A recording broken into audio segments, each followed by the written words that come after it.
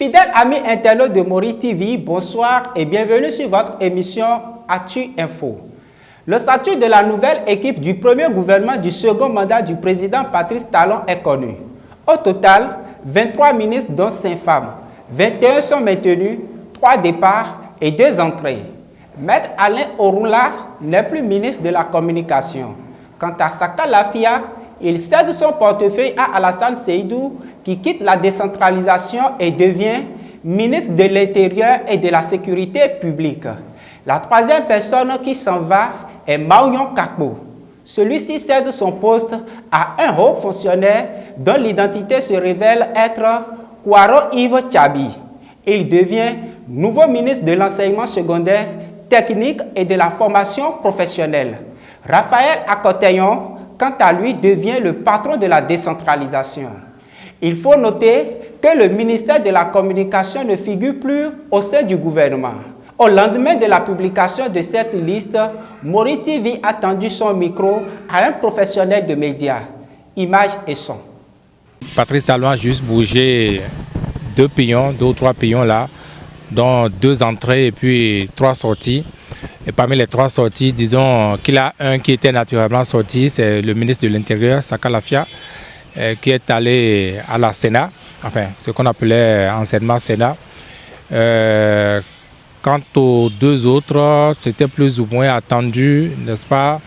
Il a aussi comme observation fondamentale la suppression du ministère de la Communication.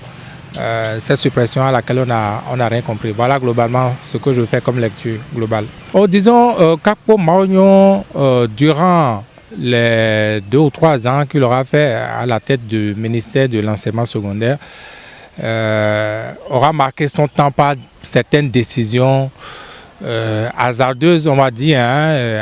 Vous vous rappelez cette décision de port de kaki obligatoire pour tous les apprenants, par exemple, que ce soit le privé, que ce soit le public, alors qu'ils n'avaient pas préparé les acteurs, notamment ceux du privé, qui s'étaient approvisionnés par exemple en stock de tenues pour des années à venir. Et il prend brutalement cette décision, ça va être désapprouvé.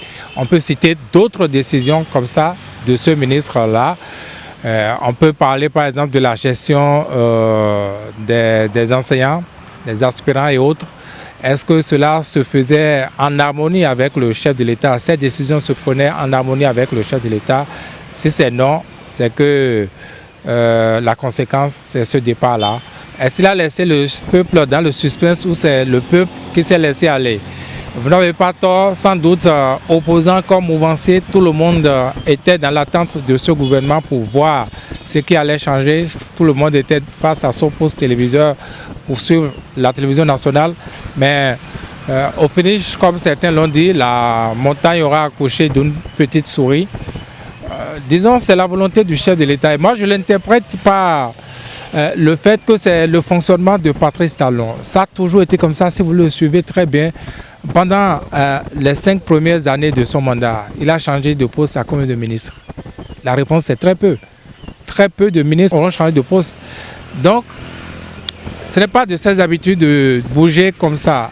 Vous avez l'impression que Patrice Talon aime travailler en équipe, faire un cercle autour de lui, n'est-ce pas? Et vous allez voir ceux-là qui ont changé de poste, notamment le ministre Alain Orula, par exemple, va hériter rapidement, très rapidement d'un poste. Ça va être, comment il s'appelle? Saka Lafia, lui, on l'a dit, il est déjà à la Sénat. Kakpo Maouyon, sans doute, il ne va pas être le plus malheureux. On va lui trouver aussi un poste. Cela pourquoi? Pour créer toujours cet esprit de cercle, cet esprit d'équipe-là. Et comme cette muraille imprenable de l'extérieur, n'est-ce pas? Puisque quand vous voyez les autres équipes antérieurement avec les autres pouvoirs, eh bien, c'est à travers ces déçus-là, ces rejetons-là de ces gouvernements que l'opposition, par exemple, arrive à trouver des fissures. Que de l'intérieur, on peut aider à imploser, puisque eux, ils connaissent le système de l'intérieur. Donc Patrice Talon, il a compris et il a toujours fonctionné en faisant attention, n'est-ce pas, à ne pas laisser des mécontents qui pourraient être exploités par des mécontents de l'extérieur. Oui, c'est clair que c'est un remerciement à l'endroit du PRD. Et pour moi, observateur de la vie politique, je trouve que cela était attendu au PRD sans doute, parce que quand vous prenez les soubresauts qui ont, disons, fait tressaillir le pouvoir de Patrice Talon, je veux dire par exemple les 1er 2 mai 2019, donc au lendemain des législatives, avec les manifestations qu'il avait eues, si le PRD s'était mêlé à ces manifestations, si Semekodi s'était mêlé au mouvement, si Porte-Nouveau s'était mêlé au mouvement, sans doute le pouvoir de Patrice Talon serait déjà conjugué au passé. C'est pareil pour la présidentielle, les dernières manifestations qui ont ébranlé le pays, Savet, Kaoro, Banté, consort. Si Porte-Nouveau s'était mise dans la danse également à travers le PRD, si Semekodi s'était mise dans la danse à travers le PRD, je suis sûr qu'on ne serait pas en train de parler des mêmes donnes qu'aujourd'hui.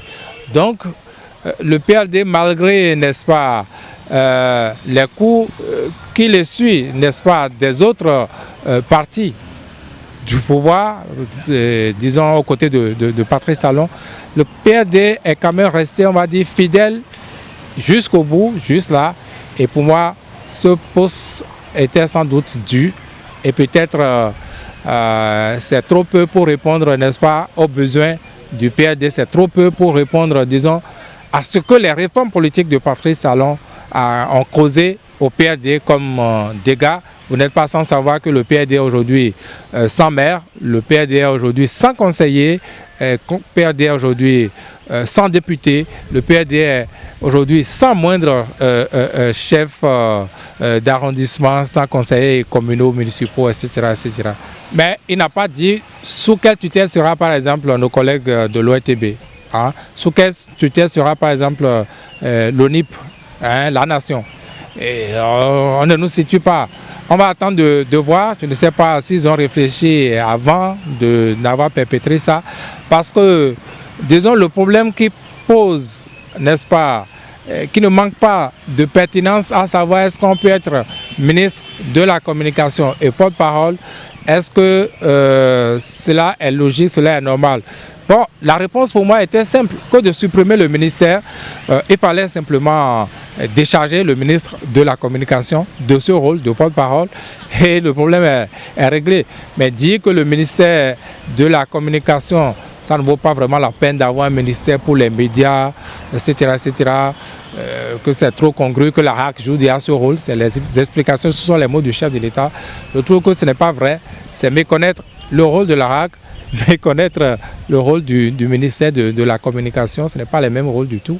Et donc, il a dû réfléchir, n'est-ce pas, pour voir quel ministère, sous quel ministère vont rester du moins ces entités que j'ai citées tantôt. Parce que dans cette logique-là, on aura supprimé beaucoup d'autres ministères. Ni l'IDBL de Claudine Prudencio, ni Moël Bénin de Jacques Ayadji n'a fait leur entrée dans ce gouvernement du président Patrice Talon.